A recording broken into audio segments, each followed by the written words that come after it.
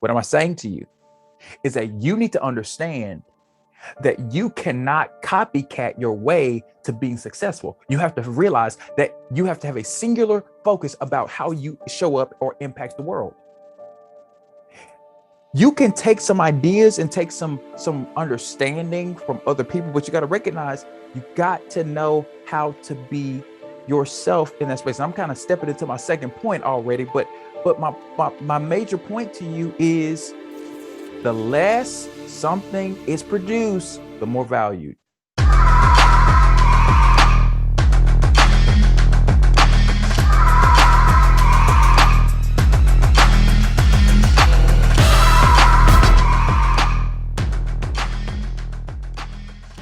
Hi, everybody. Lee Scott here. Thank you for watching and or listening to this week's episode of Leading with Lee, where we talk about life, leadership, and legacy, and we want to help you discover the leadership within. I'm so excited that you are here because we are really trying to do some stuff this season, and we've really been trying to impact people throughout the season. And I hope that thus far you've been embracing and enjoying all of the leading rewinds that we've had throughout the season. And it's stuff from season 2 that we've been sharing on the podcast feed. And I hope that you've been really inspired by it and really been impacted by it. And last week you heard our last rewind, and it'll be the last rewind that you will hear going into next year. But trust me, it's been worthwhile to just share that information. But today, if you have not done it yet, I need you to go subscribe to Lead with Lee on YouTube and all podcasting platforms if I haven't said it. But today I'm super excited to share this particular topic with you because I've been thinking about this quite a bit throughout the years. And I think this particular subject is something that I think can really inspire and give you some context for how you and I show up in the world and how we can make a difference around us. So are you ready? Are you excited? Well, let's get started because today I'm talking about this subject and it's called impact. It always is about perspective. Impact. It's always about perspective.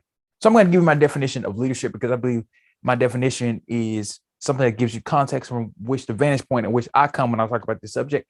And so let's talk about it real quick. My definition of leadership is that leadership is seeing vision, something that has not happened yet, and taking people, organizations, and personal processes in that direction.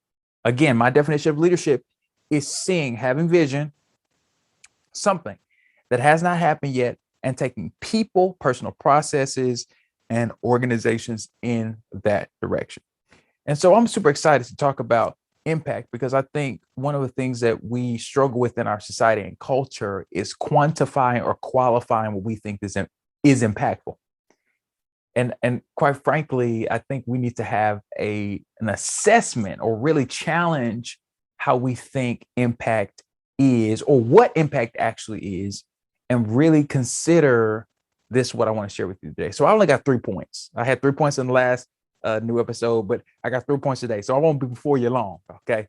So if you just track with me and stay locked in, I promise you, I really will get you out of here and you'll be inspired to make a difference in the world around you. So my first point today that I want to share with you, whether you're watching this or listening to this in your car or at home or wherever you are, and my first point is all of us have a different level of impact, yet significant importance. All of us have a different level of impact, yet we all have significant importance.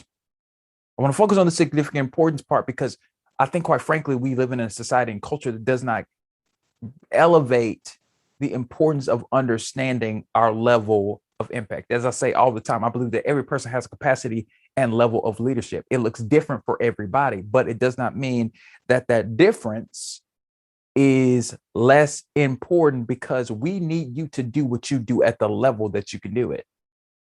Everybody won't be teacher of the year, but that means everybody won't be national teacher of the year, rather, but there's still some great teachers who are doing work every day and may never get recognized for what they do.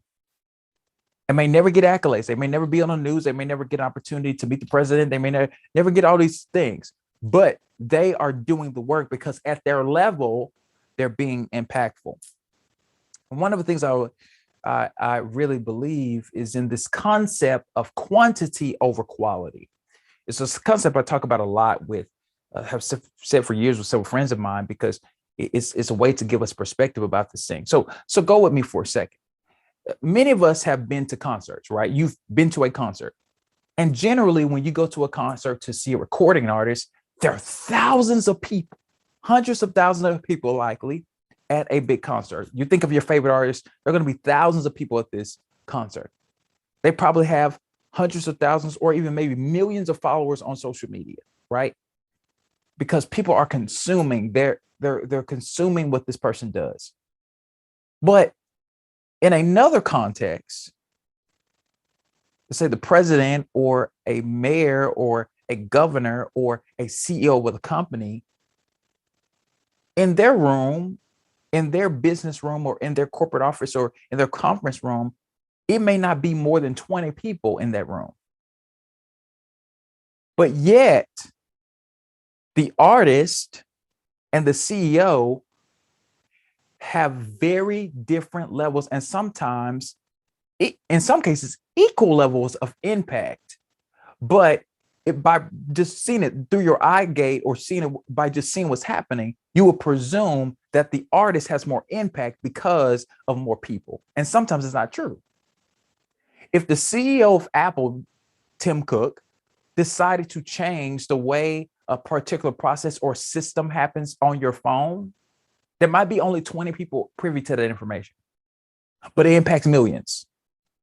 But that artist who's singing and dancing or whatever may only impact those people in that one particular instance. What am I saying to you is that you have to understand that no matter the size of a thing or what you perceive about the thing, it does not necessarily mean it's not making that a significant impact.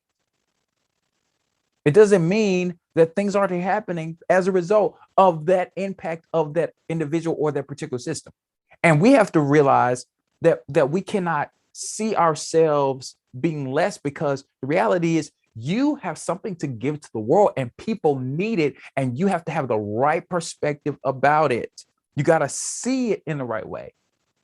And quite frankly, we live in a country that does a lot of mass producing, right?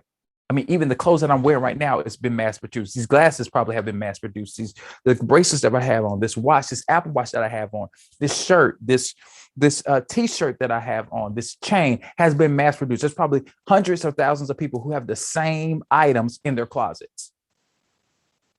And that's the beautiful thing about mass producing stuff, and is that it makes it available to a large sum or group of people, right? We all can benefit from it because it is now available to us. But here's the interesting thing.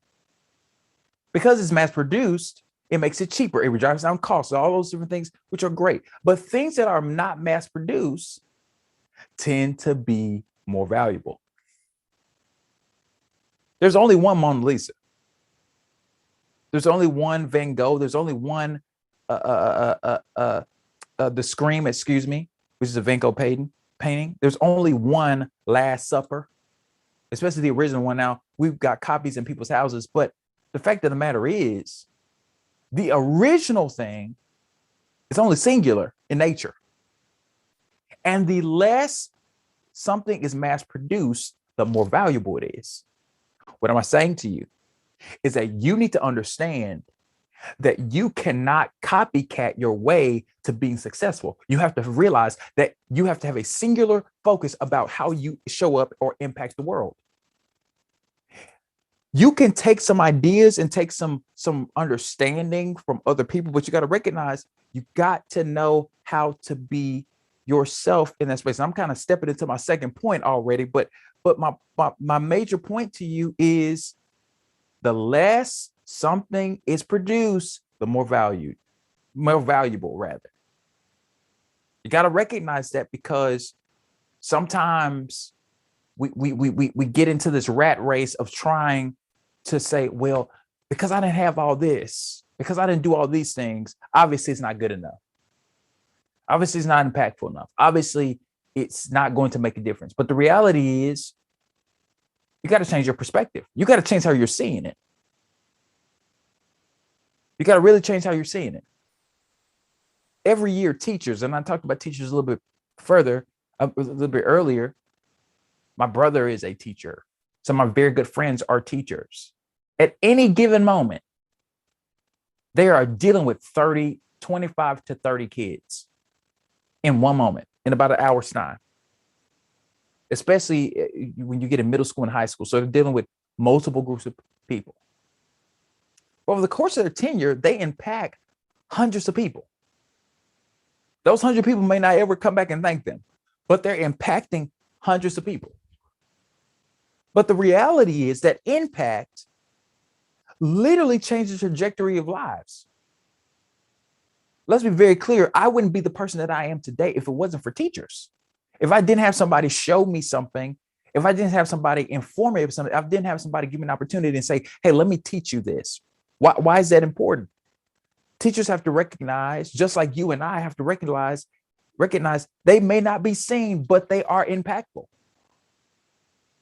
You mother who might be listening to this or watching this, if you raise your kids well, they will go out into the world and be people that are impactful because they have a mother who actually invested into them in a positive and productive and successful way. That is more important and more valuable than you having thousands of followers on social media. Now, there's nothing wrong with that, but you have to recognize where your impact lies. Where do you want to be the most impactful? Would you rather be effective than being liked? Because being liked is only temporary. If you want to have real impact, you want to do something that actually is long lasting.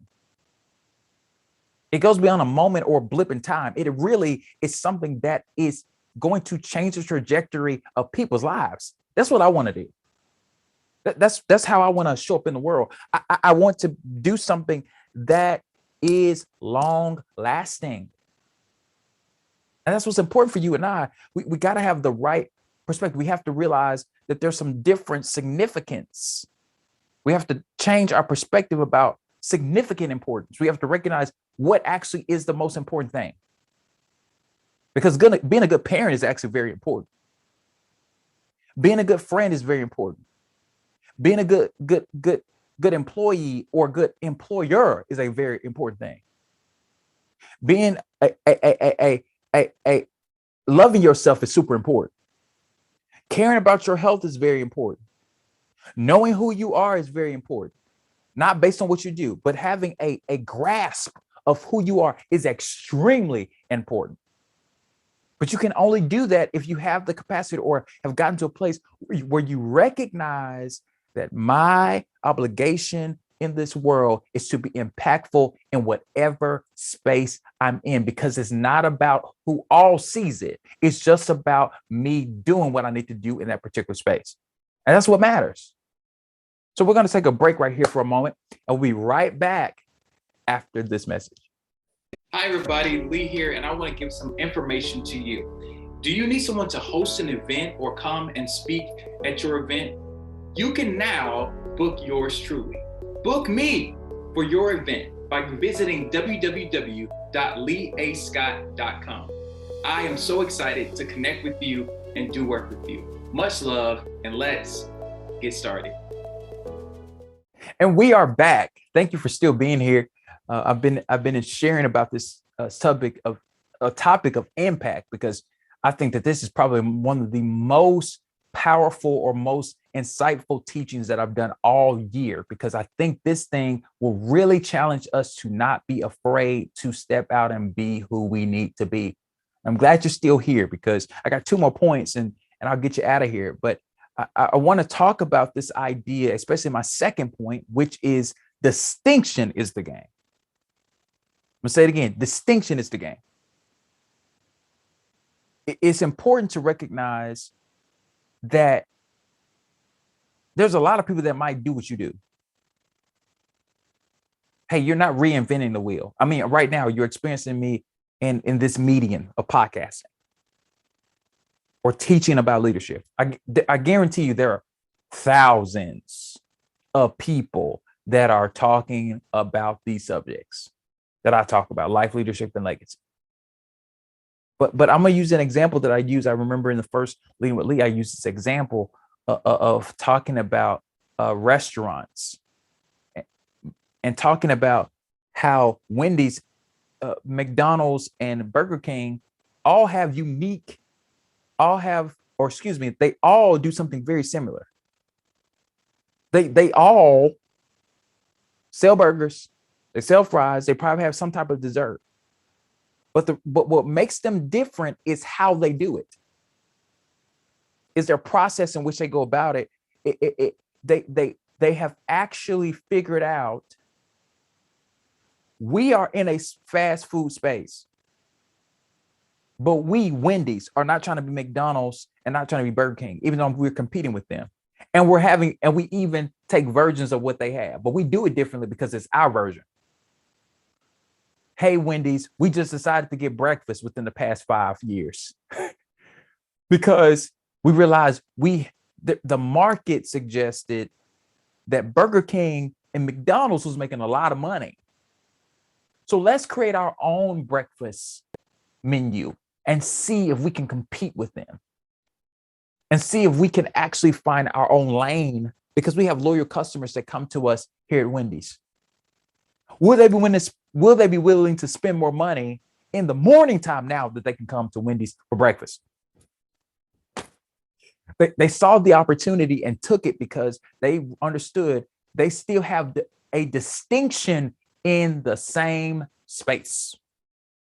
One of my dear friends, her name is Deja Brown, and I've known her for literally a decade. She gave me some profound advice, and I want to share it with you. And she talked about how her time in social media marketing and influence. She talks about how people get brand deals. And she said a lot of times we focus so much on the count of individuals, or excuse me, she said we focus on a person's follower count a lot on social media. There's an overemphasis on, hey, if you have a certain amount of followers, that's what makes a person get a brand deal. But she told me something that I never knew, and I want to share with you. She said, most brands are not necessarily looking solely at a person's count of followers. They're generally looking at engagement. Give you an example. If I have 8,000 followers, but I'm having low engagement, either one or two things are happening. And this is how Deja framed it for me. Either I'm presenting content that is not applicable to those people, or I need to figure out what my audience, I need to figure out what my audience wants. Because there may be another person who has 4,000 followers, but they have a lot of engagement in their content because they have figured out what does their audience want from them. Why is this important? And they got high engagement. And like I said, why is that important? Because when you understand your uniqueness in a space, you can be impactful in that space and you won't be fazed by all this other stuff. And this is what's important about distinction. You know how to work the room that you're in. And one of the things that Deja says, especially when it comes down to this particular subject of social media marketing or social media influence, and she says, you have to know how to cater to your specific audience. Here's my question for you. Who's your audience? Now, I want you to think about it, because I really want you to consider this idea, because all of us have an audience. Will you believe it or not? There are people that associate certain things with you. They come to you as a source for very specific things. You might be the fun friend. You might be the good advice friend. You might be the friend or the person in someone's life that is their rock. You might be the romantic friend. You might be the source of financial security and support, right? All of us have identities within the realm of somebody's mind. If they associate you with a specific thing, that means that there's a context in which they see you. And in order for them to know that, there has to be social proof behind it. And my question for you today is, what is your social proof and how are you catering to your audience in that particular space? Because here's the reality. You're unique in it. There's a particular way in how you do it. Hey, there might be some similarities, but similarity does not mean same. Because as I said in the first Leading with Lee, and I want to say it again today, first ever thing I ever did for Leading with Lee, I said, people do not have your same unique experiences. They are not you. They don't have your personality. They might have some similarities to your personality.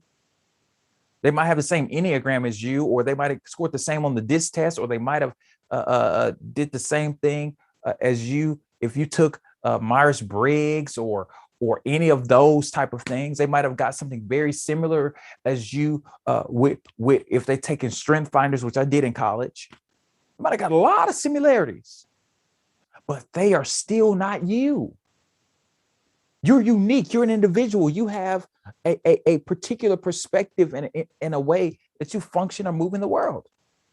So never discount that. Never discount that in any space, and never see yourselves as less than because you are so similar to somebody else. Because here's the reality. You're still distinct. Wendy's, McDonald's, and Burger King. They do a lot of similar things, but they are still distinct in who they are and how they go about what they do. And here's my final and last point, and I'm gonna get you out of here because I'm super excited for you to go out and apply this idea of impact in your life, because I really think that every person can make impact. Stop selling yourself short. Stop operating as if you don't have something to give to the world. We need you to show up. We need you to actually be effective. The world benefits when you are authentic, when you are functioning in your full potential and capacity. The world needs it, and it's God-given. And you got to walk in that and operate in that. This is my last point, and we're about to go. Producing is the key. But here's the caveat: it takes work. Producing is the key. But understand, it takes work. There's a particular story that is probably one of my favorite stories I've ever heard. It's a proverb. It's a parable, really. There's a story of this guy who gave money to 3 people that work for him. And basically his thing was, hey, I'm going to leave for a while, but I need you to go and produce or multiply or bring back more, right? So the first guy, he gives 5. He gives 5, in this case, let's say $500 to. And he says, hey, go and produce. This guy comes back with $1,000. Then the second guy, he gives $200 to. And then he comes back with $400. And then the last guy had $100. And he does nothing with it. So when their boss comes back, he's like, hey, guy number 1, you produce 5, you produce 1,000. You doubled. Guy number 2, you doubled. Guy number 1, who had 1, what's up, bro? Why didn't you produce what I need you to produce? And it was because this man did not understand that it was his responsibility to bring something or grow in a particular way. What am I saying to you? The difference between the guy who had 500 and a guy who had $200 is that the guy who had $100 did not see himself in the proper perspective. He did not see himself as a producer, as someone who actually could cultivate and bring forth or do something more than what he already had. Here's how you get better at something. It's working at it. My first podcast of Leading with Lee was not that great. There was an episode of Leading with Lee that I really feel like every time I look at it, it really is like, ugh. And I can actually tell you the episode, and I encourage you to go back and watch it. There's an episode of Leading with Lee in season 1. It's called Decisions, Decisions, Decisions. Probably my least favorite episode of my podcast and vlog. Because I knew, as I look back at it, I knew that I was not at my best. I was not emotionally at my best. I wasn't psychologically and spiritually, definitely wasn't there. I had not rested. I had not done the research. I had not taken the time to really work hard to ensure that that episode could have been quality. I think the episode was about 12 minutes. And there's nothing wrong with the time. The time wasn't the problem. It just wasn't my best work. Why? Because I did not put into proper perspective what I was doing. I did not actually put it in the effort that I need to put in order for that work to be great. And here's what's important for you. I want you to hear me. Here's what's important for you. You got to understand that in order for you to be better at something, you have to continue to work at it, as I just said earlier. You got to keep working at it. I'm 3 years in, y'all. I've been doing leading for 3 years. I started in 2019. I was doing seminars every like once a quarter. Okay. I did 4 seminars in 1 year. When I started doing it as a podcast, I was sitting in the room in my apartment in Tulsa, Oklahoma. Sitting in my living room in Tulsa, Oklahoma, and my friend Kyle Sturk was recording it. And as busy as my life was at the particular time, I think I was still working at Walmart then, or I had just started working for TTCU Federal Credit Union. Yeah, I was working at the credit union. And I was going through some stuff. But that's a part of life. I wasn't producing my best work, but it took time. I kept working at it. My life has changed so much in the last year. A whole lot. But I'm effective at what I do. Why? Because I kept working at it. It's a 10,000 hours principle. It's I've put in so much time. I read so much. I think about some things so much. I really sit down. Before I came in here today to record, I was sitting down looking at my notes. I can show you my notes. You can't see it because you know, hey, but I was working on my notes. I was on my iPad working on my notes. I was researching, I was reading, I was thinking. Why? Because I recognize that the way I get better is through my willingness to work at it. Don't be like the guy who had $100. Even the man who gave him the money literally said to me, he said, you could have went and invested it because it would have yielded a return. In other words, your gifts are not just yours. Your talents are not just yours. They have to yield a return on its investment. You have to be able to be somebody that is producing in our society. Now, I'm gonna give a caveat to this. It doesn't mean be irresponsible and not resting and not learning and not taking some time to get understanding or actually invest into your own self and your own freedom, right? But the important thing for you to understand is that there has to be some production in it. It's hard to be great. It's very hard to be a great. It really is. You got to work hard at it. You have to have some level of tenacity, determination to be great. Why? Because the only way you can produce big things, you got to work really hard at it. You got to be consistent at some stuff. You got to do some stuff that's probably uncomfortable. But it's about your willingness to do the work. And I hope today that you recognize that you have the capacity to be impacted. That in order for you to make impact, you got to be willing to work at it. You got to be willing to work at it. You have to be willing to not see your level of impact as something small and trivial. The people that have impacted my life, you will never meet or never hear of. If it's for a short period of time or a long period of time, those individuals impacted me. And I'm indebted to them. Why? Because they gave me something that I needed in a moment when I needed it. And the same is true for you. All of us have been touched by somebody. All of us have been impacted by someone. All of our lives have been colored by our experiences. There's this old colloquialism, and I hope that I'm saying it correctly. And obviously you can comment and tell me if it's wrong. But if you see a turtle on a fence, he did not get there alone. And many of us are turtles.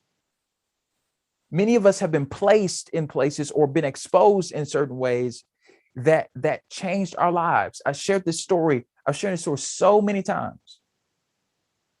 And if you're listening to last week's episode on the Lead and Rewind, the person I had on the episode was the former mayor of my hometown. His name is Tony Yarborough. And there was an experience that I had that left an indelible mark in my life. And I'll say this as I'm closing. Literally, I've shared this story before. I was interning in his office, and he literally sent all of his staff downstairs. I remember it like it was yesterday. He sent all his staff downstairs, and there were dignitaries from Mabor, Senegal,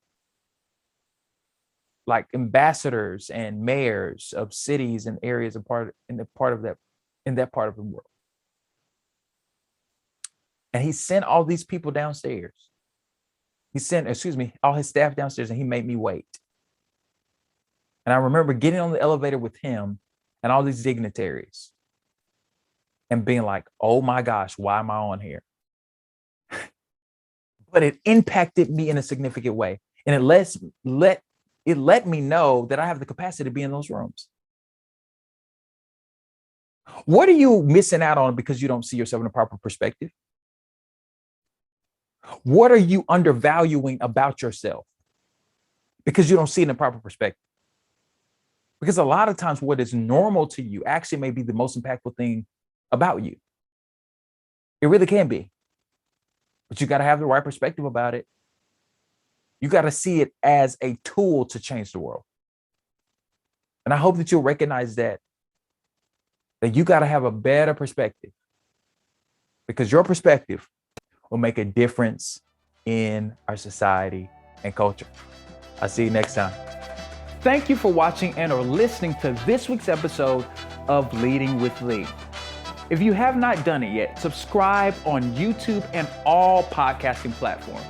If you want to get more information and connect with me, visit me at www.leeascott.com or follow me on Facebook, Instagram, and Twitter at Lee A. Scott II or Lee A. Scott II.